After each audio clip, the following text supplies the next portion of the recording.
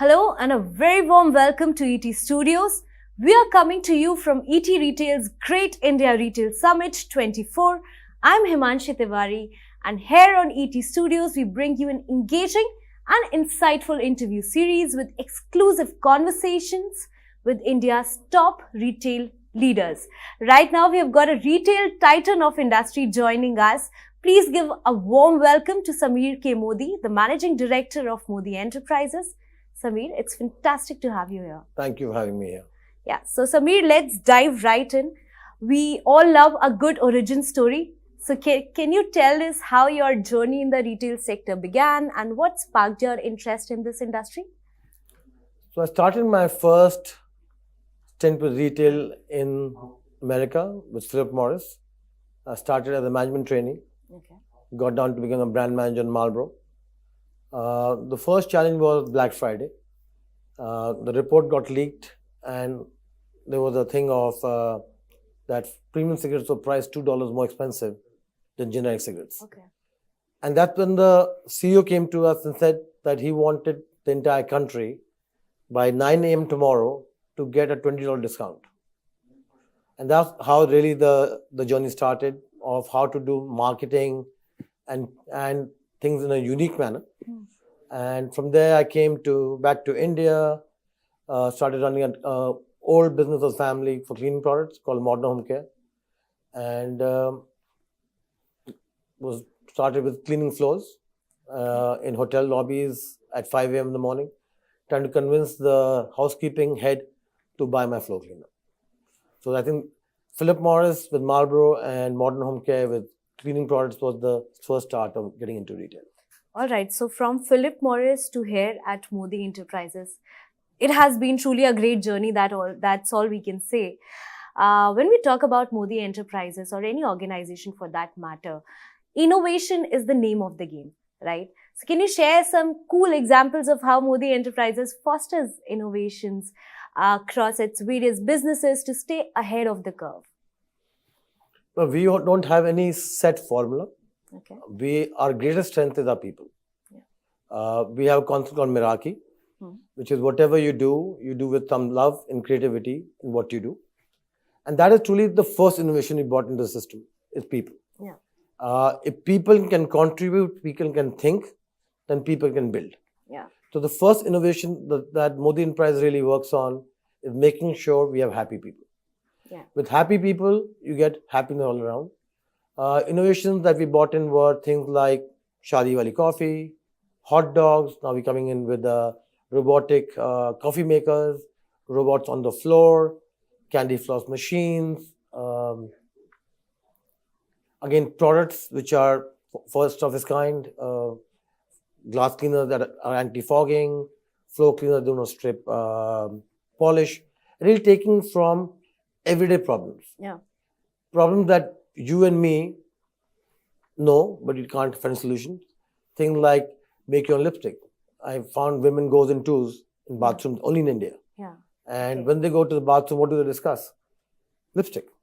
And and you say, how do I know? It's just like being a fly on the wall, right? Okay. And so we came out with the first make your own lipstick machine. Now we come out with the first automated nail polish machine. So for us, innovation is solutions to problems, and how do you make life easier and more meaningful for customers all around. All right. So I'm sure there are many problems that you can still explore. And we women definitely have many problems to explore at this point in time.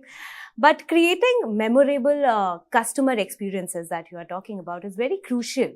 What, according to you, are the key ingredients for delivering a top-notch customer experience in today's omni-channel world? Well, first, to give a top-notch customer experience is to be a customer. Yeah. And as an owner of many businesses, what has led me to give that is being on the shop floor. Yeah. Whether it's selling cosmetics, yeah, whether it's making coffee, whether it is making a hot dog. And if the customer comes out happy, then you know your job is done. Yeah. And one of the things that I tell my people that I don't know how to sell, but put me on the counter And if whatever I sell, if that you can take as the benchmark, then that becomes your target. Customer experience is passion. Yeah.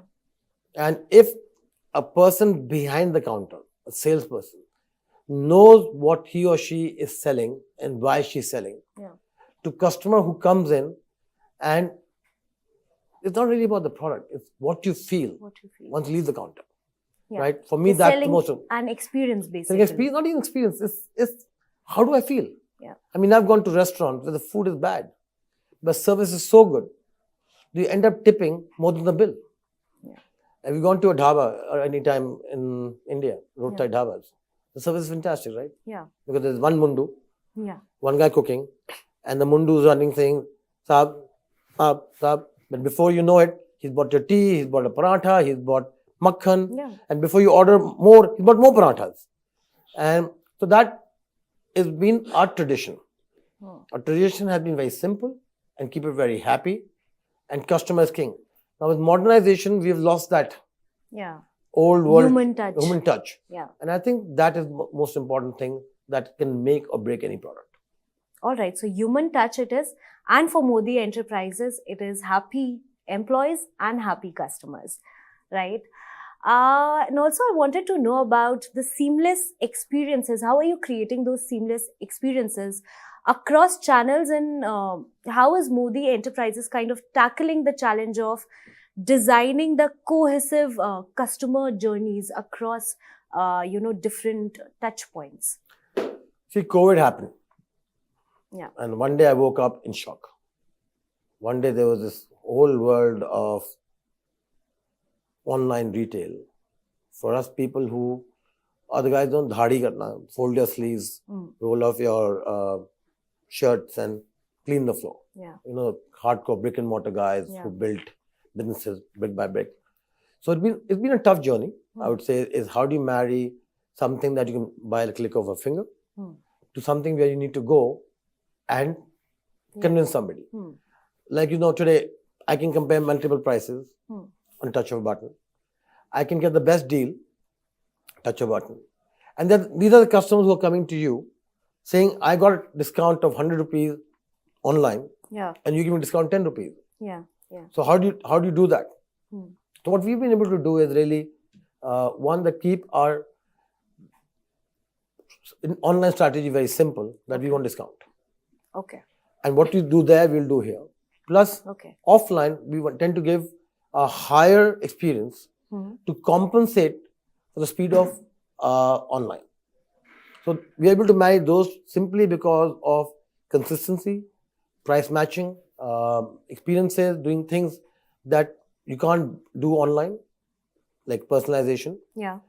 You can't do touch and feel online. Yeah. So we're able to do a bit of both. All right. And that's why for us, we are not that aggressive on D2C. Okay. Because we don't believe in saying buy 1 rupee lip gloss, which is 690 rupees in retail. Yeah. Yeah. So for us, keeping brand ethos, brand saliency, making the customer feel that he's not getting cheated, that here's somebody giving a product for 1 rupee, while I'm going to retail paying 690 rupees. So that, if you have that as a guardrail, saying I will not get greedy here, I won't get greedy here, then that's the way we've been able to marry our omni-channel presence. At the same time, we feel that there's O2, online to offline, offline to online. Yeah. If you're able to do that well, and we are still novices at that, and then if you come online, you get something offline from that, and you come offline to brick and mortar, they're able to offer you something that you can go and get on online. Yeah. So that has been done very successfully by companies abroad. I think India is still nascent with that. Yeah. But post-pandemic, e-commerce grew rapidly. So did you find any challenge at your brick and mortar spaces when the e-commerce businesses in India were growing rapidly? I think that we were at an advantage, being brick and mortar, because being in the businesses that we are in, it's all very touchy-feely. Yeah. Have you ever bought a lipstick online that you didn't try? You can buy repeat online, but people want to try it. Yeah. And when online guys are growing with rapid deep pockets of investments, people are like brick mortar guys were suffering because of the discount they were offering. Today, as the economy and the investments are drying up, the challenge for them, the online guys, is how to get to brick and mortar. Yeah. For us, that has been a saving strength, really, Alright. of saying strong brick and mortar and okay online. Because brick and mortar you have to create Yeah. physically. You have to go to a retailer, get a space, put a girl behind the counter, put your product, and online can happen from a warehouse. Yeah.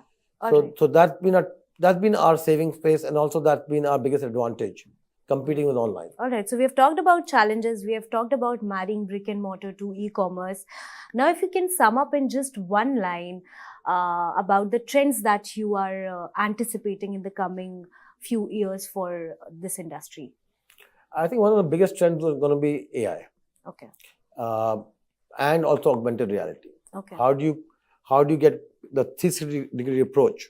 How do you get, for example, we are now experimenting with getting an augmented reality virtual store that functions online like a physical store. Things like face recognition, things like getting in our industry, how do women get the right makeup? Yeah. How do she get the right foundation? Using AI tool. I mean, you can now come into our website in front of a camera and we can tell you your skin tone. And based on skin tone, we can recognize what products to buy. So I think automation, robotics, AI are something that will become a standard going forward. And if you don't use it and you don't apply it, then you're going to be a loser. Yeah, and the retail industry is betting big on these three things. At last, we are at GIRS, sir. How has been your experience so far? And if you have any one takeaway? I think it's been wonderful. There should be more events like this because it gives people like us in retail, firstly, exposure. It gets us to share our stories. It gets us to be in platforms like this where others can benefit. And for me, in my principle, it's not just about me. It's about the world out there. And if you can change your search, you can change yourself, you can change the industry. And you know, it's like last year, one of my competitors came to me for advice. And I gave the advice. And my team came back to me saying, Mr. Modi, he's our competitor. And I say, that's what a conference like this is, right?